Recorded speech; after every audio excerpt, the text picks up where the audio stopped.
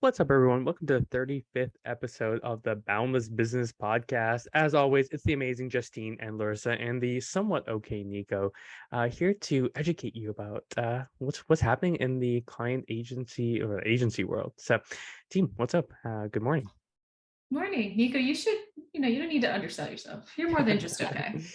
I'm just the pretty face of the operation, and you guys are the even prettier faces. For Let's just anybody listening to this, Nico's birthday is tomorrow, so go wish him a happy birthday. Oh my goodness. Yes, it's that time again. It's the not so fun time about age. Well, I feel like we can have a whole podcast about age and what it means for us. But Justine, what are we even talking about today? What's going on? Today, we were talking about agency churn and how to Ooh, keep clients longer, even if it's just for 1 month. How do we do that? that's such a good question. I have a whole theory and thing that I'm going to take us through. But Larissa, why don't you go ahead and get started? Yeah, so it definitely is, and I'm going to go ahead and start here, right? The first thing you need to do is understand how many clients you lose, like what percentage of your client. Yeah. And maybe it could even be based on like revenue. So what percent of revenue do you lose every month or whatever? You need to understand how much that is every month. And also, one of the things that's really hard for agency owners is you need to be okay with it. Like, that's such a big part of it, is like you have to be able to accept that clients will leave. And it's not the end of the world. You'll get new clients, the world will carry on. However, once you have those numbers, then you can focus really on like, so if clients are going to leave after, let's say, 6 months, how do we get them to stay until 7? Then you can work on increasing those individual metrics. And that's really what we wanted to talk about today, is like, how do you get clients to stay for an extra month? What are problems that agencies face that cause clients to leave? How are you able to present the value that you bring to clients in a compelling way that makes them kind of understand what's going on, that makes them feel like they're getting wins? Especially, understanding clients where they're coming from is really important. So a super big problem that many agency owners face is clients don't understand how long it takes to get results. If you sign with somebody on Monday, don't expect to have, $10 million in sales by Friday. Like, that's not realistic. A lot of clients want wins quickly, though. They want to feel like they're getting somewhere, especially if they're paying, pretty high retainers, or if they're paying anybody any amount of money, they want to see some progress. So a big part of that certainly comes with setting expectations at the beginning, but there are things you can do to help a client feel like they're getting wins sooner. And a lot of it comes down to data. Like, you need to be able to show them the results you're getting, even if they're incremental, even if it's just, let's say, maybe you're not driving more traffic to their website, but you can give them more insights on that data. That's still so much more valuable to them early on than them waiting, if you're an SEO agency, and being like, okay, we've been working with you guys for 3 months now, we don't see that much of an uptick in website traffic. And the reality is they're starting to get impatient. They need to be able to see and quantify those things and be able to justify it to themselves, especially if they don't understand how long things take. If you are, let's say, a PR firm or an SEO agency or a lead gen agency, really anybody that's like helping with marketing, or even in ads. If you're a marketing agency, you probably are not going to bring your clients overnight success. Ideally, you're putting systems in place and building things for them that will have some sort of longevity, but it takes time, and you have to figure out, who it is that you're reaching, and, clients may not know themselves. So you're solving problems for them that they can't solve themselves, and then they get impatient with you. So that's why, you need to buy a little bit of extra time sometimes. And that can translate to a lot of revenue. Even if you're going to churn that client anyway, keeping them for an extra month can mean a lot more revenue for you month over month. Yeah, there's a lots to discuss in that, specifically around what Larissa was saying with the client expectations. So the two main reasons that we see a lot of churn within the industry is one, that during the sales process, which especially in the early days, I really wanted to work with this person, so I tended to over analyze what we can do, and I set these expectations up really high, and that was a detriment to the relationship for the longevity of it, because it's unrealistic expectations. And even if the salesperson isn't setting that up, you have to clarify that throughout the whole sales process. Outline like, hey, this is what we're going to do here. This is what we should expect. One of the best documents I think Larissa actually created was the one that says, hey, for LinkedIn, when we're really big in that world, how what should my open rate or my connection rate be week 1, week 2, week 5, week 6, like week 8? What should I be looking for responses? Because that really set the expectation out from the get what you're getting. The other one is communication, and we've all been there. Like you sign a client, you're so excited, you're starting to work. Maybe it's the first 10 or 15 or 20 days, and you just haven't seen anything uh big yet. So you're holding off on talking to the client. Well, what the client's saying is, hey, I paid you a bunch of money, and what's going on? Like, I'm out of the loop. I don't know what's going on. And there's stuff that we as marketers do, and Justine can probably talk about this too, is like in the design process, specifically around content, you're doing research, you're finding ideas, you're building your first mock-ups. And to us, that's just part of the gig, right? Like, that's what we do. We don't really think about that, especially like mining data, right? Like, we don't just mine data, now we're cleaning it. Clients want to be in the loop. And, this is overgeneralization. Each client is different. Some people don't really care. Some people really care. But we're going to go with the middle of the curve, right? Which is, we want to communicate a couple of things. One, small wins. We just got you domains and they're warming up. Look how exciting this is, like something tangible, right? Processes and updates, like, hey, domains are firing, but now we're working on mining data and you should be expecting results here, right? Then a few more ones. And I actually have, if I'll just, I think this is an appropriate time to show this. I'm not going to go through the whole presentation, but basically, day 1, communicate win. Day 2, 4 updates. Day 7, small wins. Day 10, do a check-in. Just see what they're feeling. If they don't understand the process or something in there. Day 14, another small win. Day 17, day 20, updates. Day 24, and this is probably one of the most important ones. Say thank you.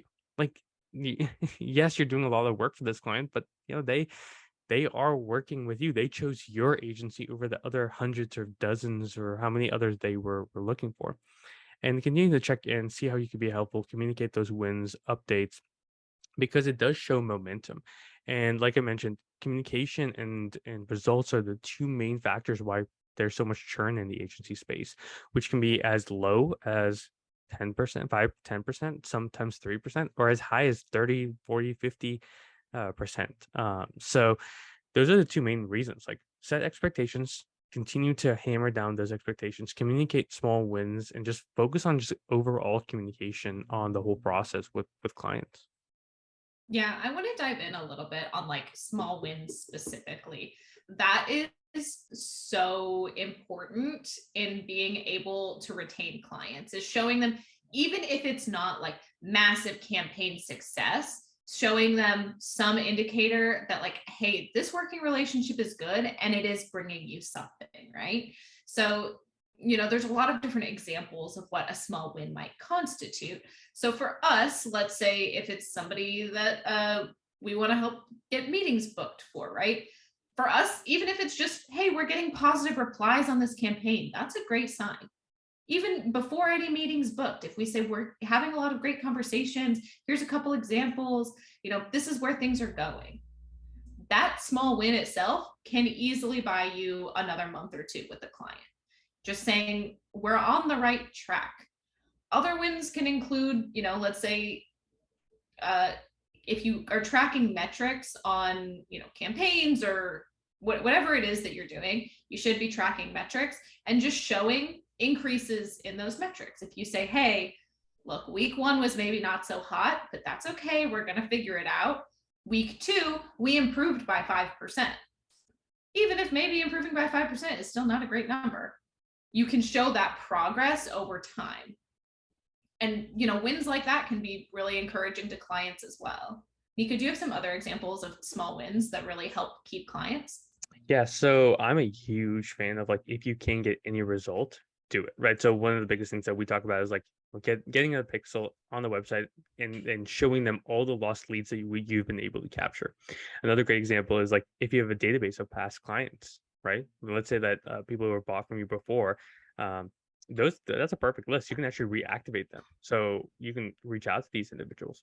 Other ones are very small ones that we've done in the past. Like if we said that, hey, we're going to help you with PR, for instance, or that let's say you do content development or whatever like that, showing them something like, and Justine is a great example of this. Like we, Justine, I can't even remember the client, but um, uh, basically Justine's the best designer VP that we've ever had and ever will have to the end of time. So one thing that she does really well is like when we sign a LinkedIn client, for instance, uh, really quickly we can have graphics made and assets created for their actual profile itself. Like getting that sent over, even though it's a small part of the overall process, like getting something tangible in that person's hand, or like a social media post. Let's say you do social media marketing.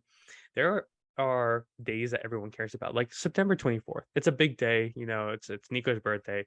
Like that's awesome. Like everyone in the world should know about Nico's birthday. But um holidays, every month has a dedicated month. There's so many wacky interesting days, and let's say you do social media marketing, you can have a lot of these canned ones created, and let's say that they signed October 1st, right? You can have something about Halloween, right? You can have about what do people care about, culture, right? There you can have more like generic-ish posts that you can send over, like, hey, as we're working on fulfilling the rest of your content, look, we have something for you. We can actually get this posted today, right? Anything that you could show momentum, it's going to be plus. It's harder for like every industry is different, right? So I mean, Versa, do you have a specific agency type that you would want me to speak to, or just kind of, or you? No, you know what, I Justin? mean, I think I can generalize a Oh yeah, bit, sure. honestly. Like, you should be able to give your clients something tangible within ideally 7 days. I would say the max would be 2 weeks. They need to have something in their hands that says, hey, this is going to be a great working relationship. Things can start out really strong. Again, even without, and I'm just assuming you drive 0 results, even without any like actual results. Let's say the client's looking for sales. If you don't give them a single sale, but you give them something tangible in week 1 and you show them progress over weeks 2, 3, and 4, that buys you month 2, which can be huge for an agency. Yeah, and the reason we care about this is usually, and this is assuming that you're super ethical, so know that that's the lens I'm coming from. As long as you know, right, that the work you're doing has a higher likelihood of success, getting that extra month is not just profitable for you because a lot of the costs are maintained, and you actually accrue a lot of costs in the beginning, first 1 2 3 months, and after that, that's really where the profit comes. But it buys you enough time to show the results. So let's just say that you're running a social media campaign, right? You're running Facebook or Instagram ads. It does take you like 2 weeks to find the right audience and teach Facebook who you're going after. But if you could deliver like even a single sale, right, a single meeting, is something there that's going to show progress. Or if you can't, right, getting them anything, right, any tangible ROI. So maybe a newsletter subscriber or something like that they can say, yes, it's working. I just have to put my faith into it.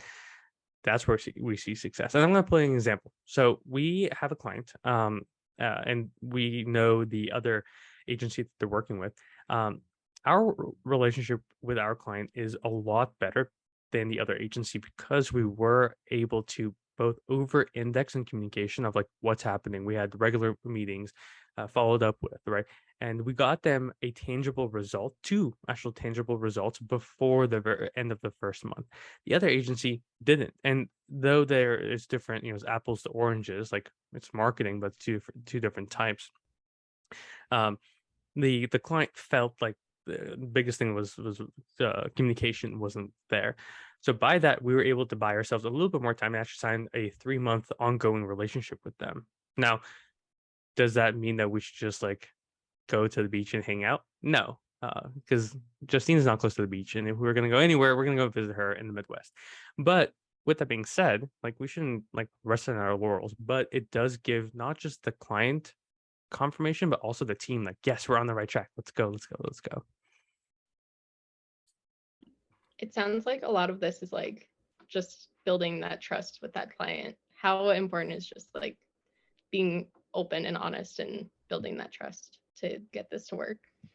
Oh, it's huge. Like clients aren't stupid, like they see if something isn't working. And maybe that doesn't, like clients are also more understanding than I think a lot of times we give them credit, right? And I mean, you should be screening your clients before they come in. If you get a vibe from a client that they're going to be super annoying and very micromanagey and like just not really pleasant to work with, don't sign them in the first place. It's not worth it. But assuming you have good clients coming in that are signing with you because they have faith in you and your agency and what you're going to produce, kind of having that trust built initially in the sales process and carrying it through the engagement is so important. And again, to your point, Justine, it is trust building. Being able to give them something tangible that says, hey, here's something we signed 3 days ago. Here's something that's incredibly valuable to you already. That's the tone we're setting for the rest of the working relationship. And that's something, people are always going to look back to. You can call it a honeymoon phase, I suppose. They're going to look back to the honeymoon phase of, oh, it was so great working with them at the beginning. I want to continue a month or two. And again, this is assuming you provide 0 results. So if you provide results on top of that, you're going to be able to retain that client far easier, assuming, they continue to have the budget and whatever else.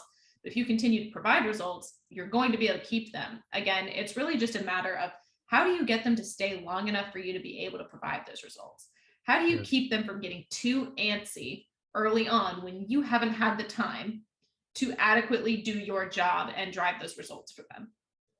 Yeah, and the only other thing I will add is like we're taking from customers too, right? But like you could replicate this for partners, right? So there's a lot of agencies that white label, right? And one of the hardest things is like, you are a white label partner. Let's say you white label you're really good at SEO, you white label that to other agencies, right? You should have these cadences with your partners, right? Like, let's say that a partner signed up on Monday, right? You should have thank you emails go out, ways for them to upsell you, trainings, or any assets that they care about that would make their life easier. Because then when they hear of someone that even maybe they're not in scope, you're going to be top of mind because you're the one that's been most helpful.